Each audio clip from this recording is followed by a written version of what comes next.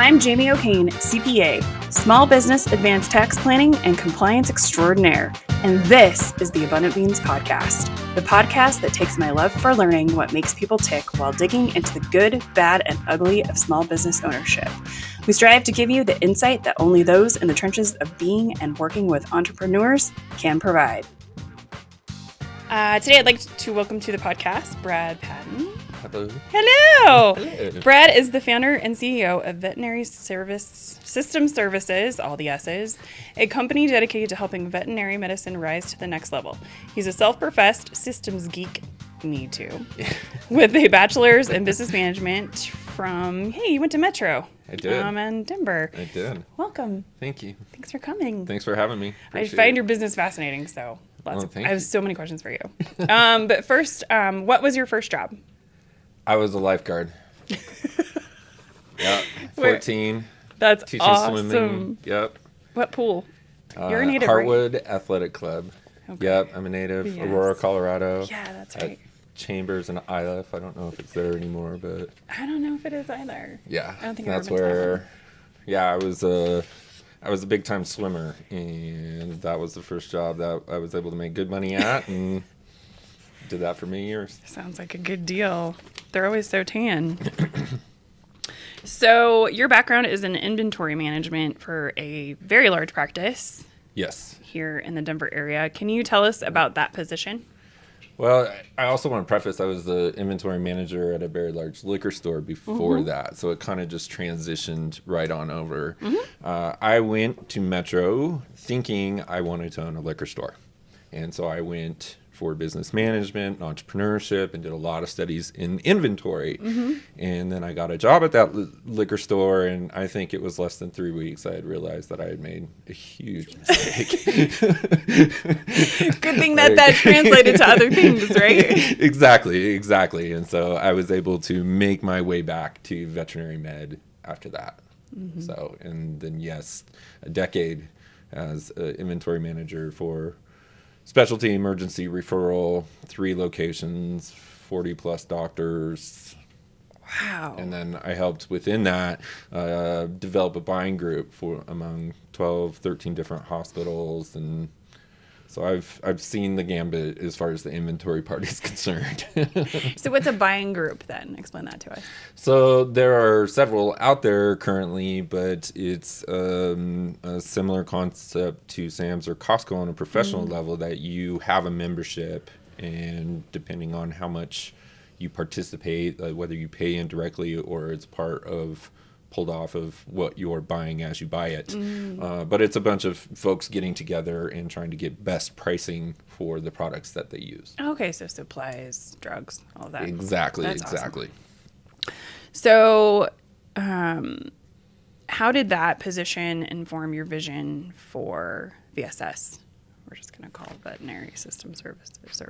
Yeah, really, it didn't. It didn't? How did it? Yeah, it's inventory and people are so very different. I mean, there are certain business concepts, very general concepts that pertain to both, but at the same time, like, inventory is a commodity. People are a resource, and it has to be thought of different. It has to be approached different. They're not the same. So, but in corporate America, people would say that inventory and staffing are similar. I'd laugh because some of those business folks, they look at veterinary medicine and they say that the largest commodity within the business is the people. And I will argue that till the end of time, because it's not a commodity. No. They're not commodities. They're resources. Exactly. They have to be treated as such. Yeah. I love it. So how did you start VSS then? Yeah, it was right between Thanksgiving and Christmas of 2013. I was in the food prep area chatting with my boss about how we couldn't find people. And people weren't, the folks that worked with us were not getting the vacation they needed, wanted, deserved.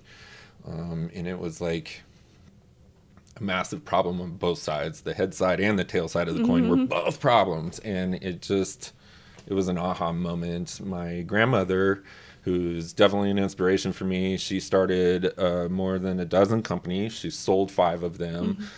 She was a trailblazer, but she had started, one of the companies she started was temporary travel agents that would go back in the day when we used to have travel agents. We still have travel agents. Well, yes, but not like we used No.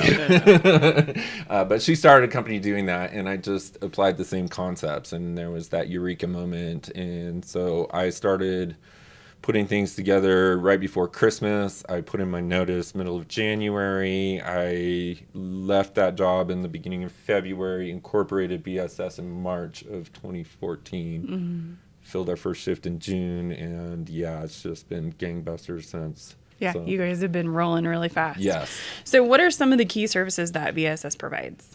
The main one, staffing. We really saw a massive need. Doctors can perform on their own, but there's no other position that can be filled or can legally operate on their own within a vet practice, I guess, other than client service rep, but that just seems extraordinarily difficult at that level. Anyway, so staffing was the main piece. The state says we have 50 to 75 employees, but I think we have 130 total on payroll, and that's the bulk of what we do.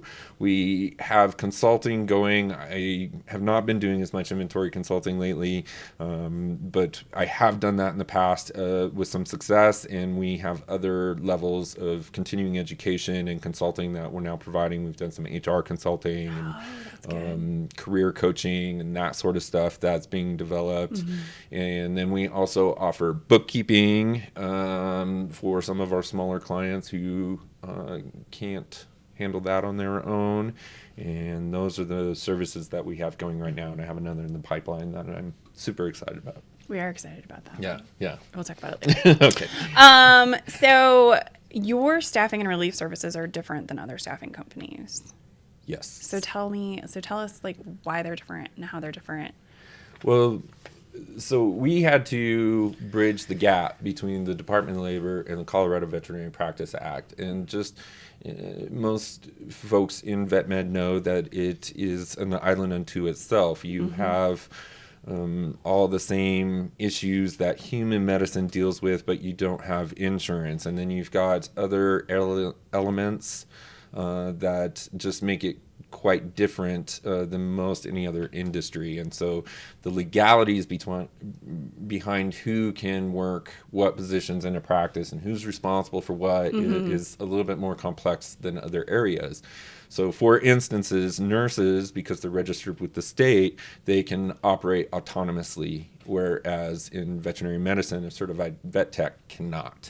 And so we had to build this umbrella to try and cover the liability, the insurance, all that sort of stuff on the employee side, which is not like most staffing companies, especially in the medical side, the way they work the locum tenens, like they don't employ the people directly because there's a high degree of liability there, and we do. We take that risk, and that makes us much different. And we haven't really participated. We don't participate currently in third-party contract placement, so headhunting or anything like that.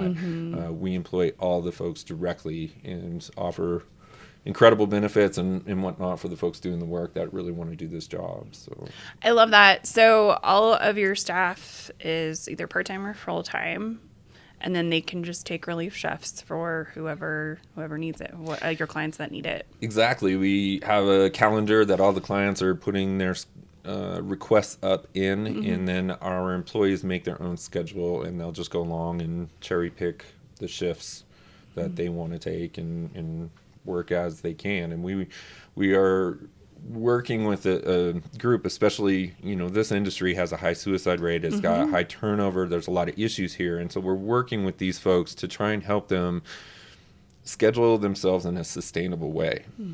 So for some folks, it really is only 3 days a week. For some folks, it's 4 days a week. There are some folks that do really well with like a 5-day work week 1 week, and then the next week they only do 2 days.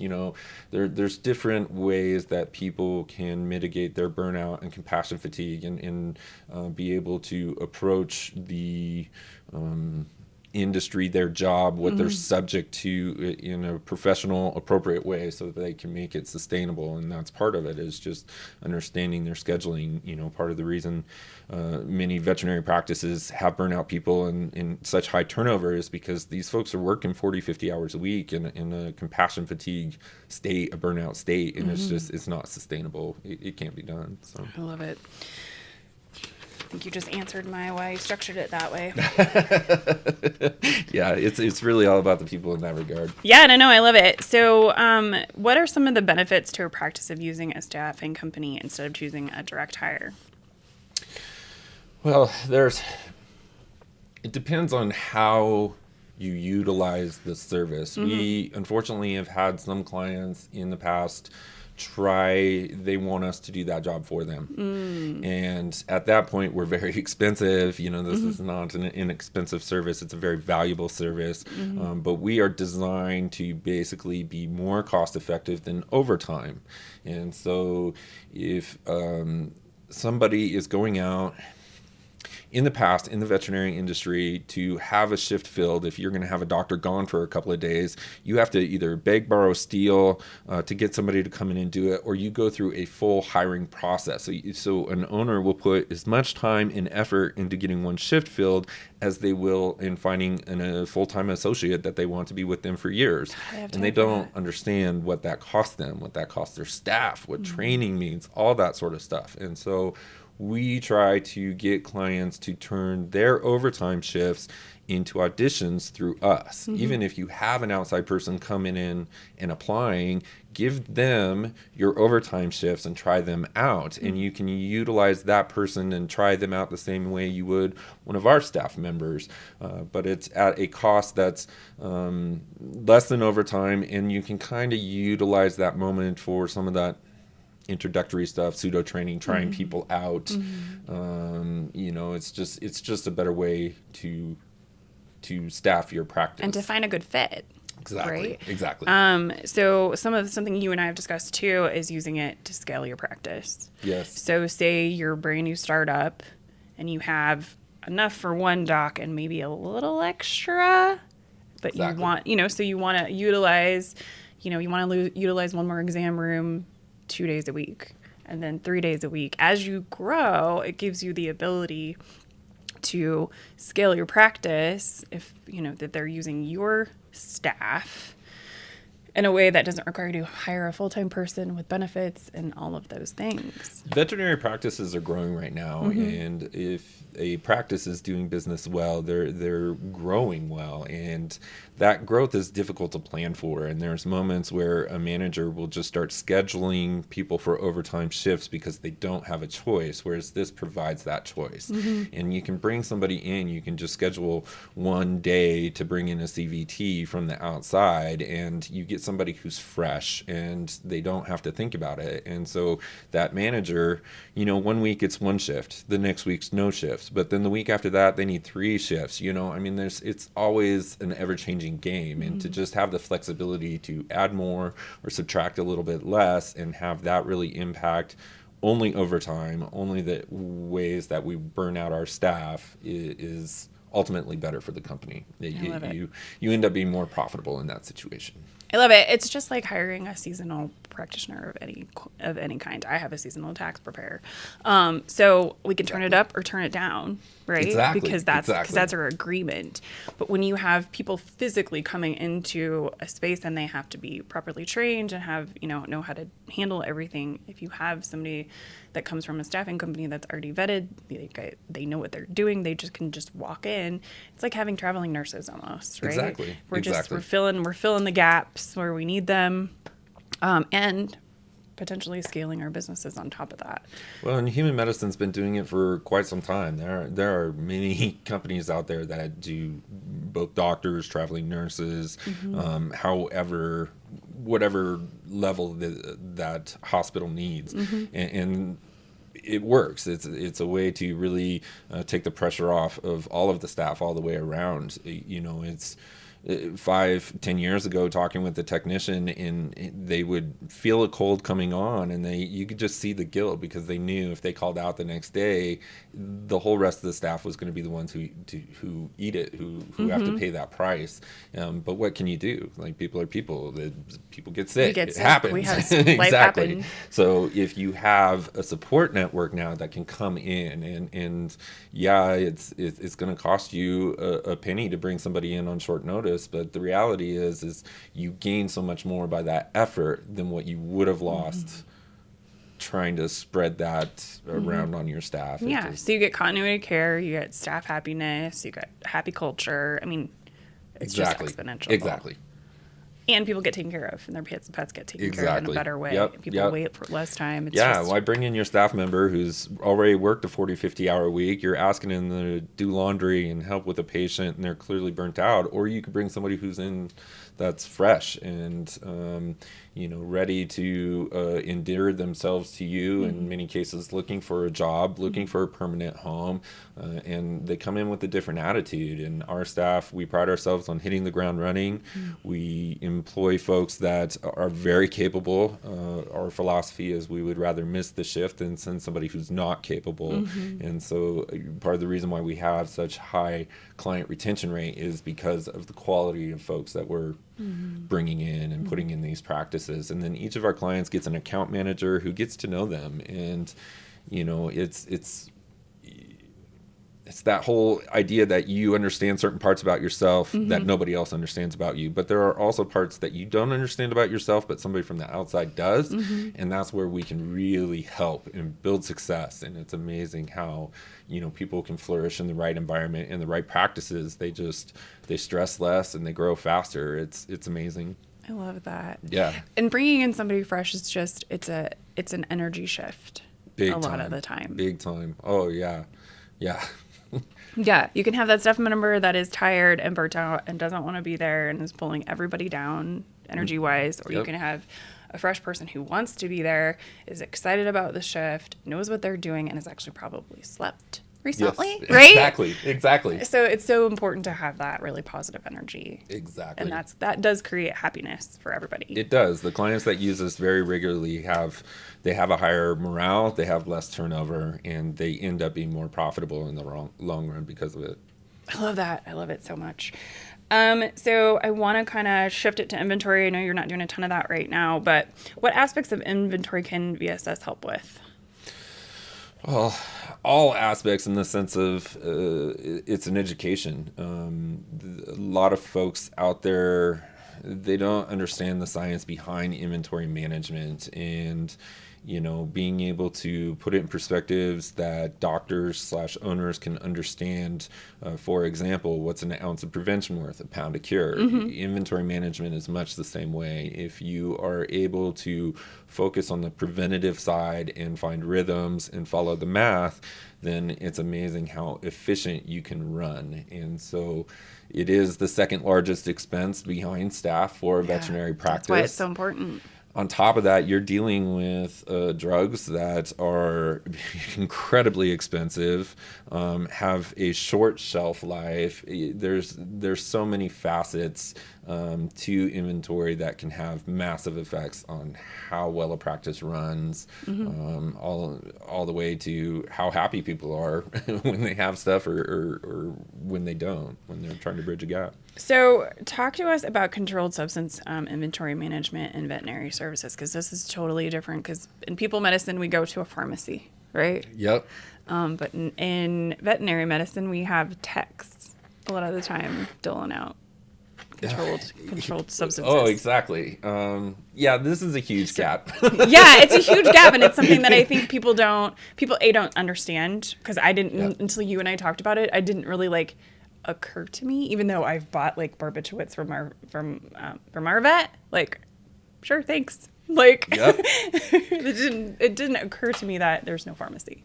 Exactly. It is the veterinarian. And so on the veterinarian side, the ownership side, they are liable. They are subject to all the same laws. And in many cases, they aren't necessarily following completely. Sometimes there are a lot of times that practices don't have complete knowledge of where their controlled substances are at, and that's a major issue that contributes to the problem.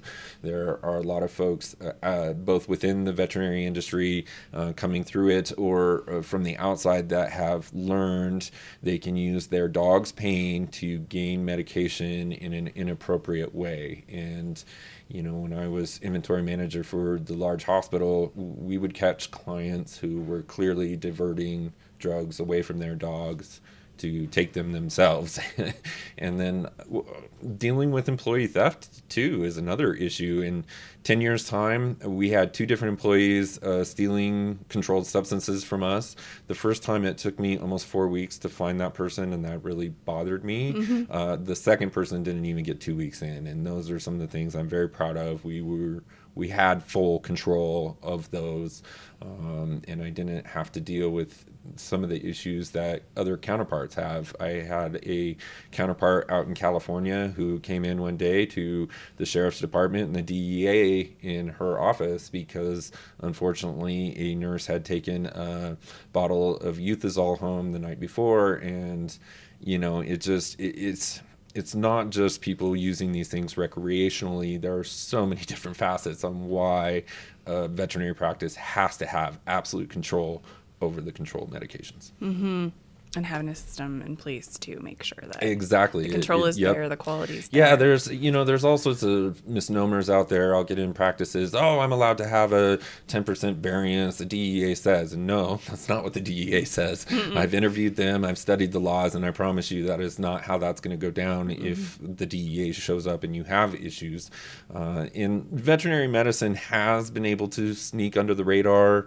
They haven't had as many issues, but it's a matter of time at this point. It's got the loosest coverage. It's people aren't doing it as right here, and so more folks are going to take advantage, and that's going to cause another issue. And well, and we know that state boards are starting to also be like, hey. Yes, I mean, pharmacy techs big deal. Now have to register. That's a new law this year, just on Walgreens or CVT or one of those places. They have to, anybody who's just a pharmacy tech has to register with the state, and vet techs are now the only ones that have such access and don't have state regulatory control over their position, and it's going to come. And that's where I push and argue all the time in vet med. We need to have control over this. We need to dictate this. The way controlled substances are tracked right now, there's an issue because the state didn't plan, the system did not plan for patients being animals and clients being owners. And so vet med doesn't necessarily track through that system, but the government's looking at that and seeing the problem, and they're going to fix it. And we can either be a participant in that and have it done the right way, or they'll just do it, and then we're going to have to adjust to whatever they dictate. And that's not going to be as pretty. Right. So having some regulatory oversight over techs, certified techs, is really what's coming down the pipe. That will come down the pipe too, and there's multiple reasons for that. I mean, trade recognition is a big thing. There's a lot of debate right now about veterinary nurse, and there's a lot of argument about that right this moment. But whether you're on the veterinary nurse side or not, veterinary technicians need trade recognition. They need it because it helps with pay, it helps with recognition, it helps with education, it helps with the quality of medicine that the patients receive. And so those are major arguments for it. But then on top of that, it's going to be the other side too, where the state wants anybody who has access and dealing with controlled substances to have complete control over that. And they want to start seeing, we as a staffing company, for somebody to come and work for us, they have to go through a background check and drug screen. The drug screen is a 10-panel, veterinary specific. We are the only company doing this custom panel. And within it, they test for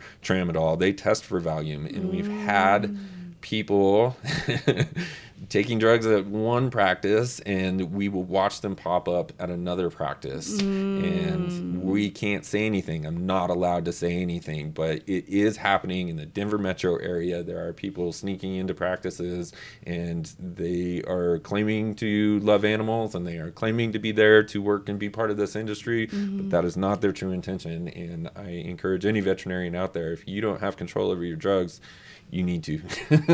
You need to. Wow. That's huge. It is. Yeah. It's a big deal. When you and I initially talked about that, like, it's not something I ever thought of, but it makes a ton of sense that it's becoming an issue. It's probably always been an issue, right? It has the been. access has been kind of loosey-goosey. When I do a premier service consultation on the inventory, I'm coming into a practice, and I'm going to be spending several days there. And when I get started, I always tell the owners, the managers, everybody, if you have a drug problem, now is your time to come forward, because I will catch you. And we will find it. Yeah, it's math, folks. It's really not that hard. Nope. I'm just using the math. It's but plus and minus and divide. Right. And I know how to times. set up the system so that we can go through and have complete accountability of the controlled substances, and I can find who is the person that is the weak link in that. And I 20% of the time, I mean, I've had 3-4 different instances now where somebody within either quit within the first couple of days of me being there, or we caught them within a couple of weeks of setting up the systems for those practices. And drug diversion is a serious issue. It is happening, and it's happening at small 2-doctor practices, and you don't suspect, you don't know. These folks that are diverting drugs are sly. They know how to work it. Well, they know how to work it, but also the doctors are busy. The managers are busy. Yep. You know, they're trying to build a business. They're not. Exactly. You know, they're not looking over every single time somebody's into drugs, like, and they can't, right? So you can. You can. That's my argument. But you don't really build a sustainable business by watching every single transaction, right? Exactly, and that's the piece where having the right people and the right guides, benchmarks, gatekeepers, exactly. You have to have ways to have full accountability, and if you are on top of those things, it's real easy to take care of and spot any discrepancies and deal with any issues right when they pop up. But, you know, I've gone into several practices that had years of issues and never knew. Oh my gosh. They don't know. Long-term employees doing this stuff, it adds up. Wow, that's crazy. All right. Before I ask my last question, what is the easiest way for people to find you? Helpthevet.com is our website, and yeah, that's probably the best way. So current staffing in Colorado only, right? We have ventured up into Wyoming. Oh, that's right. Yep. But for us to go to any state, we have to adapt both those state laws and those Department of Labor laws and veterinary practice laws for each state. And so Wyoming was easy to do. There's a couple of others that should be easy within our system, but there's also a ton out there that it's going to be a little while. We get calls all the time from all over, people wanting VSS to come to that area. And I can't wait to be in that area, but it's going to be a moment because we pride ourselves on doing it right, and we got to make sure that everything's set up correctly. So low-hanging fruit first, the easiest states first. Exactly. But we are all along the Front Range. I'm still looking for an account manager in Colorado Springs, if you're listening. But yeah, we all along the Front Range, so it's up to Cheyenne. Awesome. I love it. Okay, so in your opinion, what is the one thing practice owners can do to improve their staffing that would have the greatest impact?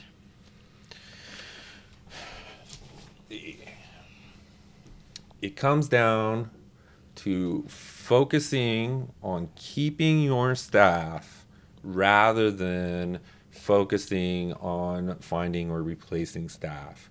Many owners, many doctors get very reactionary. They have a complacent approach where, oh, my staff's fine right now, and they don't do the maintenance or the upkeep. And so then all of a sudden, whatever happens, whether it's a degradation or somebody needs to leave, whatever, now they have a gap. And then it becomes a very Because of an emergency. Reactive, exactly, sort of knee-jerk, how do I solve this problem that's right in front of me, rather than looking at it in a very global, long-term sense. And so that's where I think that knowing that compassion fatigue and burnout are very real, and being able to focus on solutions for your staff in those areas will create an environment where your staff wants to be. And then outsiders coming in start to pick that up. And then they start to want to be there as well. And so the more an owner, a practice manager can really focus on their own staff, it actually, in the long run, perpetuates a system where it becomes easier to gain employees rather than losing them and having it be very reactionary. I love it. So people want to work there. Exactly. They know they want to work there. They walk in the door and they can feel that it's a good place for them. Yeah, well, and not everybody's going to succeed in every environment, but right. If you're providing a good environment, you can have long-term staff that will come in and will help you, and you can grow with, and it ends up being a very good situation all the way around. I love it. Thank you for coming. Yeah, thank you for having me. I appreciate it. Absolutely. Thank you so much for listening or watching. Be sure to subscribe on YouTube, iTunes, or wherever you prefer to listen. If you learned something and found some useful information to apply to your business today, please consider giving us a thumbs up and a review. Until next week, be abundant.